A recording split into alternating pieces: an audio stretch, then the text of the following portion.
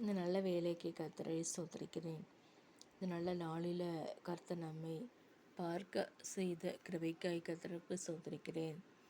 இப்பொழுது வசனம் தியானிக்கலாம். நீதிமொழிகள் 1ஆம் அதிகாரம் 7வது வசனம். கர்த்தருக்கு பயப்படுதலே ஞானத்தின் ஆரம்பம். கர்த்தருக்கு பயப்படுதலே ஞானத்தின் ஆரம்பம். மூடர் ஞானத்தையும் போதகத்தையும் அசட்டை பண்ணுகிறார்கள். மூடர் ஞானத்தையும் போதகத்தையும் அசட்டை பண்ணுகிறார்கள். கர்த்தருக்கு பயப்படுதலே ஞானத்தின் ஆரம்பம். இந்த நாள் வரை கர்த்தர் கூட வந்திருக்க கர்த்தரை ஸ்தோத்திரிக்கிறேன். நான் ஜனனம் முதல் இந்த நாள் வரை கர்த்தர் என்னை காத்து கொண்டார். அநேக கஷ்டங்கள், போராட்டங்கள் அதெல்லாம் பொண்ணுங்களால் பாய்ஸ் கூட கிடையாது, கேர்ள்ஸால் வந்த உபதிரம் எல்லாம் அநேகம் என் வாழ்க்கையில் நான் பார்த்து கொண்டேன். ஆனால் அவற்றின் மத்தியில் தேவனை சார்ந்து கொள்ள கர்த்தர் கிருபை பாராட்டினார். அவரை பார்த்து கொள்ள, அவரோடு இயேசுவானவரோடு நெருங்கவும், அவரோடு கூட வாழவும் தேவனை கிருபை பாராட்டினர். கர்த்தரை ஸ்தோத்திரிக்கிறேன். என்னுடைய குடும்பங்கள் எல்லாரும் ஒதுக்கி வைத்திருக்கிறார்கள். ஆனாலும் தேவன் என்னை நேசிக்கிறார். அவர் என்னை ஆட்கொள்கிறார். பணம் ஒன்றுமில்லை, இந்த ஆளும் தேவனே நான் நேசிக்கிறேன். பணம் இல்லை, பணத்தை பறித்து கொண்டார்கள், பிடுங்கிக் கொண்டார்கள், எல்லாம் செய்தார்கள். ஆனால் ஆண்டவர் என்னோடு கூட இருக்கிறார். அவரின் வழியை கண்டறிந்துள்ளார். அவர் மூடரை போதகத்தை அசட்டை செய்கிறார்கள். அப்படிப்பட்டவர்கள் என்னுடைய பொருட்கள் எல்லாவற்றையும் எடுத்து விட்டார்கள். பொருட்கள் எடுத்து விட்டார்கள், பணத்தை எடுத்து விட்டார்கள், எல்லாம் செய்து விட்டார்கள்.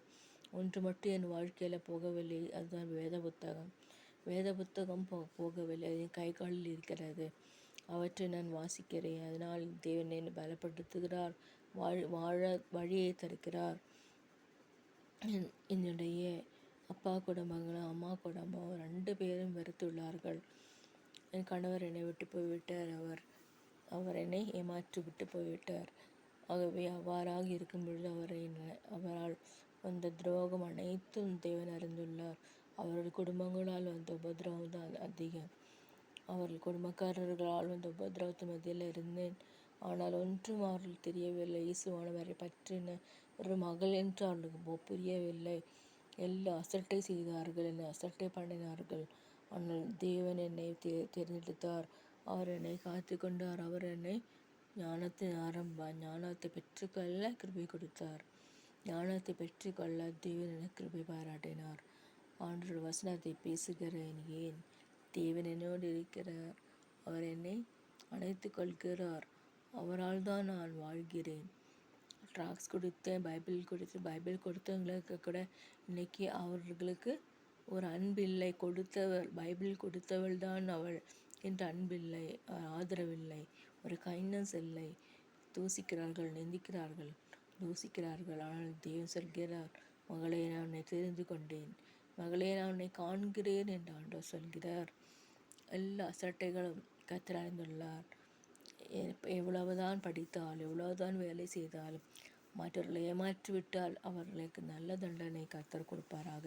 இந்த நாட்களில் கர்த்தர் என்னை நடத்தினார். அதற்கு கர்த்தரை ஸ்தோத்திரிக்கிறேன். தொடர்ந்து ஆண்டவர் இந்த நாட்களில் கர்த்தர் என்னை அவர் நடத்தும்படியாக நான் ஜெபிக்கிறேன். உங்களுக்காக ஜெபிக்கிறேன்.